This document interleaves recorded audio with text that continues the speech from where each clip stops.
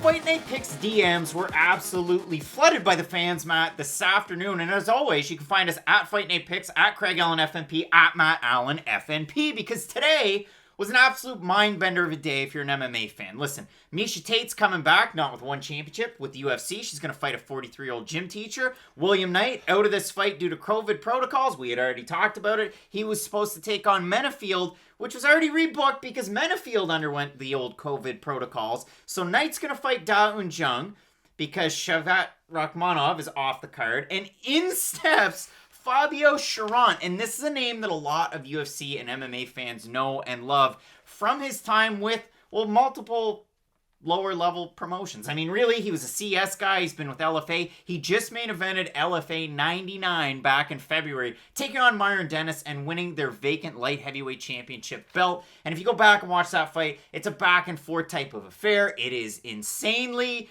a striker's paradise. And we talk about that all the time. But if you go back and watch that, the first round, very different from the second, then the third, and so on and so forth. The first and the fifth, very similar, because Fabio Cherant, what he did incredibly well was a lot of forward pressure, really rangy from that southpaw stance, throws a great uppercut, nice check right hook, and when he wants to throw the kicks, he throws different kicks. He'll throw the oblique kick. He'll throw out some weird looks to try and kind of get you off your game. But what he was mostly known for all the way up was his counter-striking and the fact that he could get backed up and he could have the Chuck Liddell type reaction. He could have the Uriah Hall type reaction where he plants and throws and he can hurt you.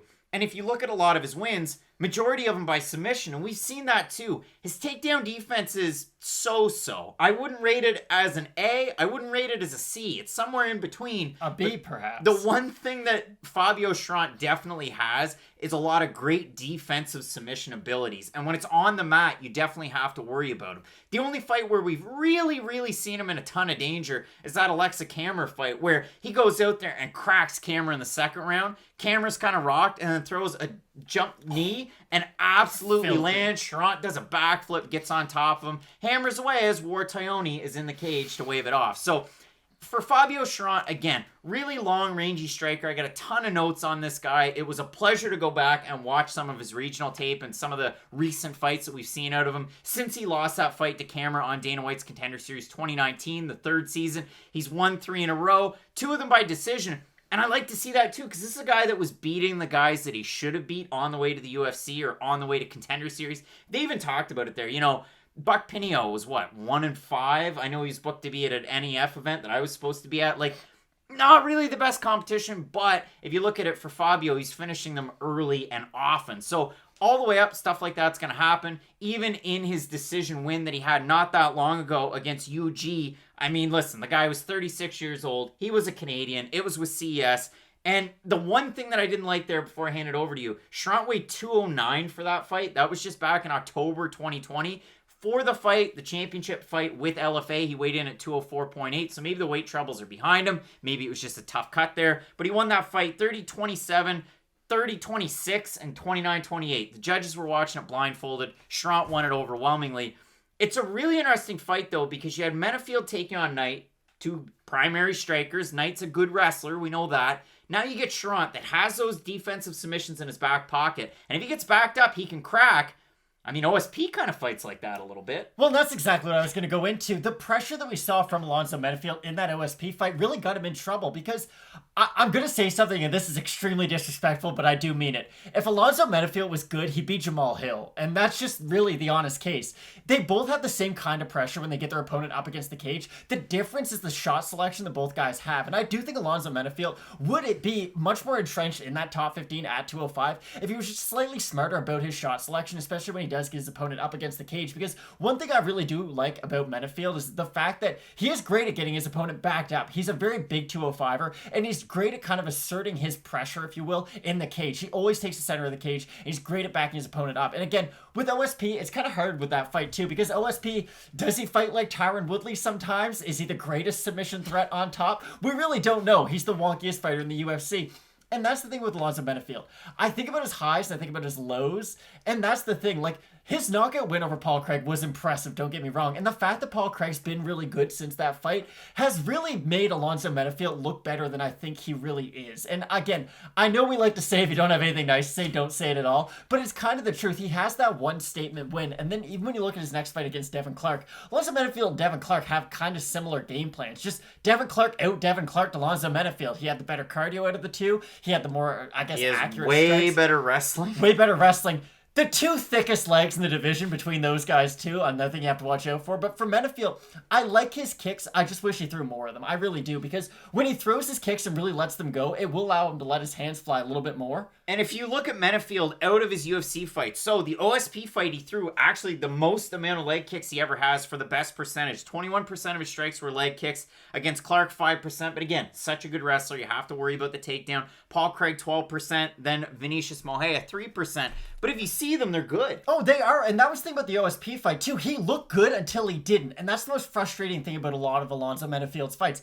He'll look really good, and then you can tell that his gas tank starts to get on empty. And that happens about 7 minutes into a fight. And I don't want to just say that because he got knocked out near the end of the second round against OSP, but you can tell that the fight does wear on him. And when he is going to fight those upper echelon guys in the division, not saying Devin Clark's one of those guys, but Devin Clark did fight Anthony Smith not that long ago. I know it was a weird thrown together main event, but still, Devin Clark's one of those kind of top 15 borderline guys.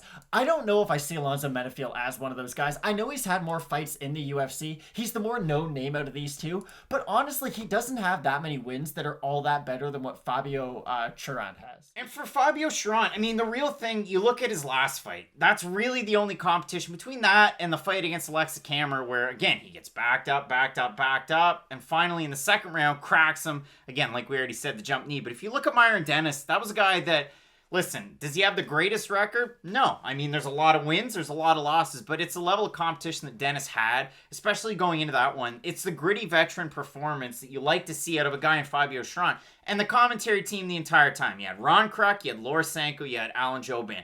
The entire time it was Fabio's fighting with such a good pace. He's really downloading his opponent's game plan. His eyes are wide open. He's looking for reads. He's trying to figure this fight out. And you love to see a guy learning on the fly. And the two things that I love most about that, 5-round atmosphere, and he made the weight, and it didn't look like it was a huge issue.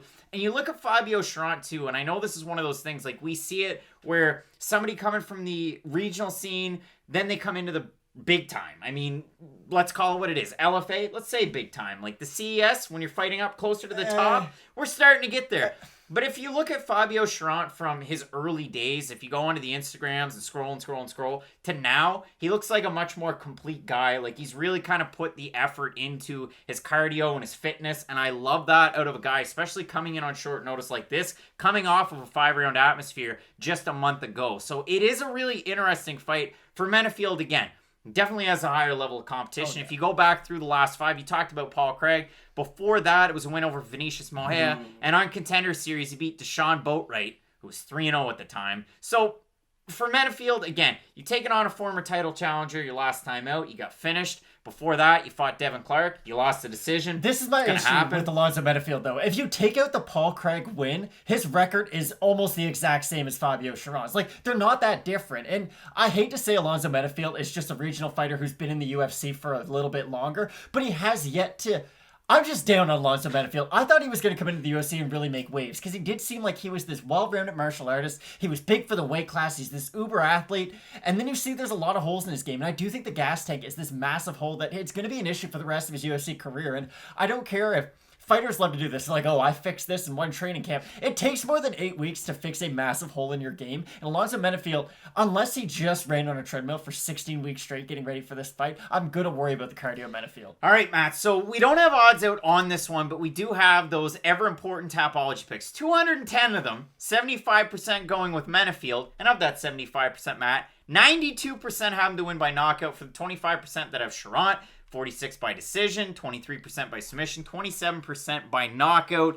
It should be a great fight. It's a very interesting fight. You have wrinkles on both sides that can really cause each other problems. What's your overall takeaway here? So I told you right before we started filming, I picked Giancarlo Stanton in my baseball pool because I'm just relying on the fact that he's been hurt about 9 years in a row. He's going to have to be healthy for at least 1 year. I'm picking Alonzo Menifield to win by decision, not because I'm all that dedicated to the pick. I just think that when you're in there with guys like OSP, you will kind of get the rub from them. And to what degree he learned from those experiences, we won't really know until Saturday. But for now, I am going to slightly pick Menifield. I'm curious to see how both guys look on the scale Friday, though. I've seen Fabio Cherant get effing cracked by Cameron. Myron Dennis hit him hard. He has a tendency at some point to kind of get a little lackadaisical with his movement, and he can bring his hands down. And he will do this thing where he'll switch over to orthodox just to pump the jab out there, and it works great. And his defense isn't actually that bad, but sometimes when he gets cracked from southpaw, well, then I'll switch over to orthodox. It's just a really odd look. You know, we talk about it sometimes, a fighter going to southpaw,